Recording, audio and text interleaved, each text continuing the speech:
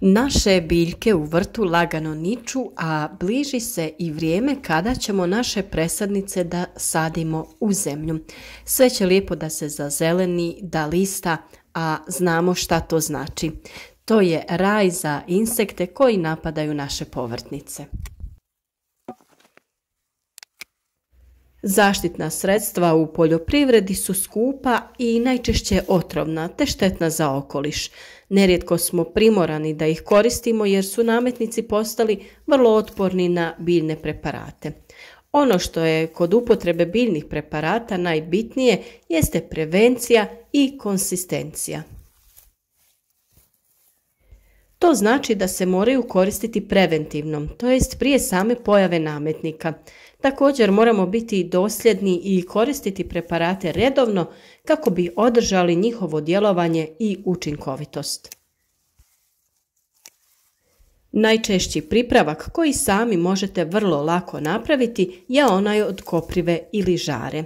Ona se vrlo lako može naći najčešće na livadama koje se ne kose i na rubovima šuma i staza te uz potoke i rijeke.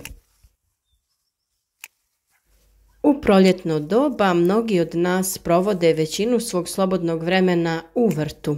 Nakon što uložimo veliku količinu vremena i truda na samu pripremu tla, sijanje, sadnju, plijevenje, zalijevanje, vrijeme je da odmorimo i uživamo promatrajući naše povrtnice u rastu. No, nažalost, najčešće tek tada slijedi borba za opstanak. Razni kukci otkrivaju naše nasade i oštećuju ih. U ovakvim slučajevima najjednostavnije je kupiti neki od gotovih preparata koji su najčešće otrovni i štetni za živi svijet. No, postoje i ekološka rješenja po principu uradi sam.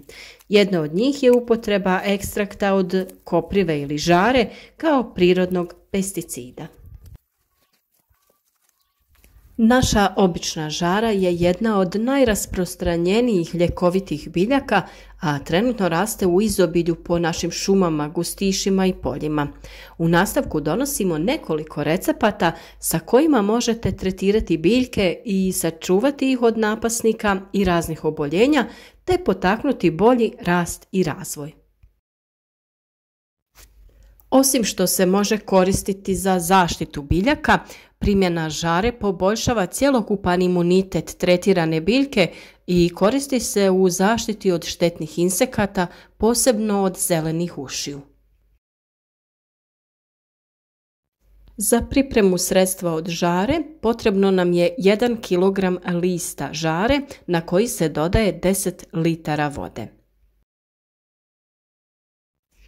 Žaru možete narezati na sitnije komade i jednostavno prekriti sa vodom. Nakon 24 sata žareće tvari žare se razgrađuju i zbog toga se insekticid koristi nakon 12 do 24 sata od samog potapanja biljke. Ukoliko ostavite da stoji duže, tada više nije pogodna za tretiranje protiv nametnika, nego samo kao prihrana. Nakon 12 do 24 sata potrebno je žaru procijediti i nerazrijeđenu otopinu možete odmah koristiti kao insekticid na vašim biljkama.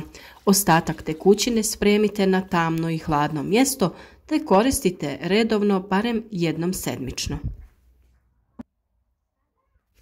Možete posudu ili kantu u kojoj ste pripremili žaru prekriti sa nekom krpom, tako da ne bude skroz zatvorena. A drugi način pripreme insekticida od žare je taj da se biljka zakuha u vodi na 20 do 30 minuta, promiješa i ostavi da stoji jedan dan.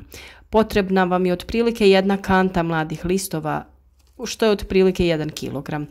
Onda se ovoj otopini doda tekući sapun u omjeru 1:100, a prije špricanja otopina se razrijedi u omjeru 1:4 sa vodom. Ukoliko ne želite, ne morate da dodajete nikakve dodatne preparate. Ovako pripremljena tekućina upotrebljava se protiv gusjenica i lisnih ušiju. Ako žaru ostavimo da stoji duže, dobijamo fermentiranu gustu otopinu koja može da se koristi kao fungicid, repelent i prihrana. Ovo je otopina neugodnog mirisa koja odbija lisne uši, trips, grinje i smeđu trulež.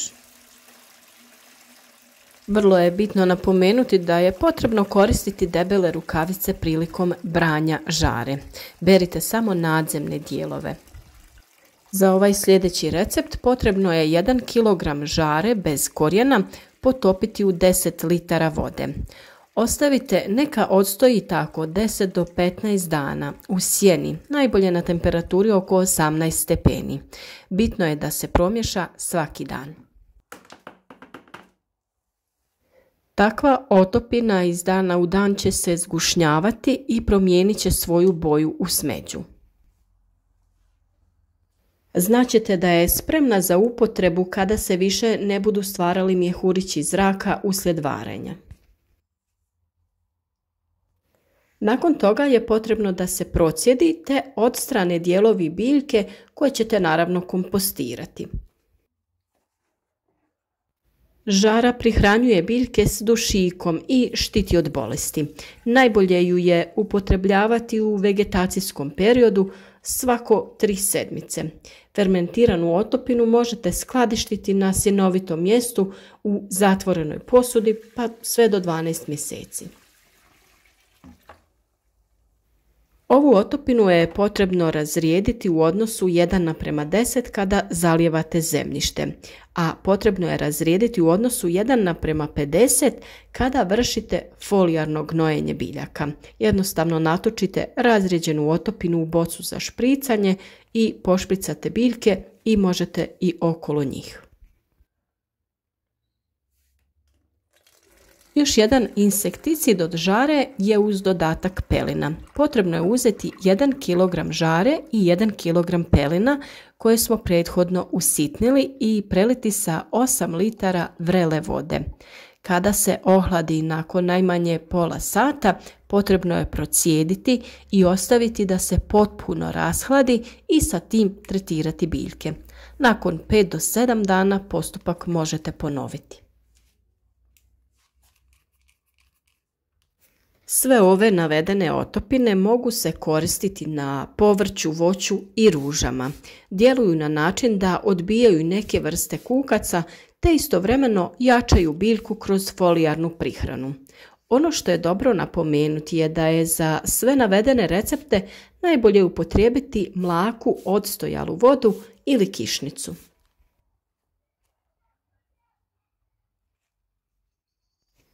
Kao sredstvo koje kontrolira štete od nametnika, žara se može upotrijebiti i na drugačiji način. Žara je biljka koja je u vrtu i povrtnjaku dobar susjed, pozitivno djeluje na rast i razmnožavanje velikog broja kultura.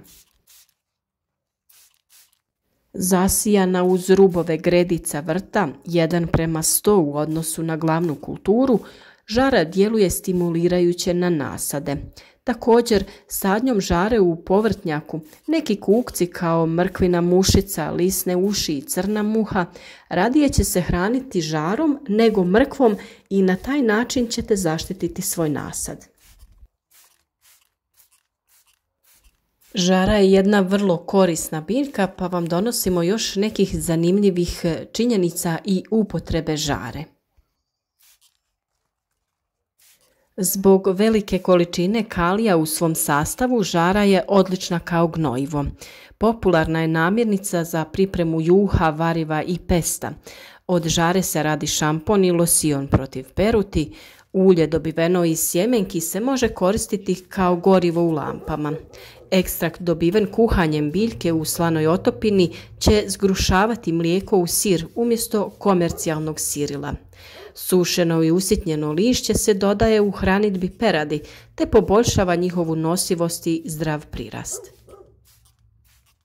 Žara je i osnovni sastojak mnogih aktivatora komposta. To je mješavina nekoliko sušenih biljaka u prahu koja se dodaje kompostu radi ubrzavanja bakterijske aktivnosti. Na taj način se utječe na smanjivanje vremena koje je potrebno za stvaranje komposta, pa ju svakako možete iskoristiti na taj način.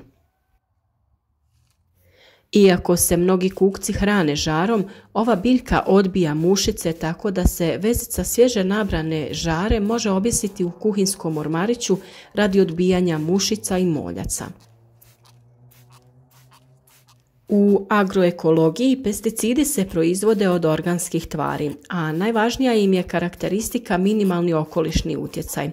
Žara je prirodno zaštitno sredstvo koje nanosi manje štete ostalim živim organizmima od umjetnih i od nekih prirodnih insekticida kakav je piretrin. Biodinamički vrtlari cijene običnu žaru upotrebljavajući njene listove kao sastojak u različitim sprejevima. Ukoliko prilikom branja žare uvidite da je ona sama nastanjena sa nametnicima, to jest kolonijom zelenih ušiju, to ne znači da nije djelotvorna. Razlog tome je upravo to što uši piju sokove iz žarinih mladica, gdje nema puno mravlje kiseline niti histamina. Mladice nemaju niti one iglice koje probadaju kožu. Ujedno, uši koriste okruženje cijele žare kao prirodnu obranu od neprijatelja. Te iste uši umiru kada ih se tretira pripremljenom otopinom od žare. Bitno je naglasiti da tretman na biljkama koje su već zaražene sa ušima treba ponoviti par puta sa razmakom 2 do 3 dana za učinkovitije djelovanje. Žara se smatra najzdravijim samoniklim lisnatim povrćem. Mnoge su dobrobiti njenog konzumiranja. Mi je koristimo za čaj, u raznim jelima i pitama, pripremamo sok od žare, čak i u kombinaciji sa mentom. Jednostavno, ona je neiscrpan izvor dobrobiti. Ukoliko idete u potragu za žarom kako bi je koristili u vrtu, svakako naberite dio mlade žare kako bi od nje napravili nešto što će pomoći i vašem zdravlju.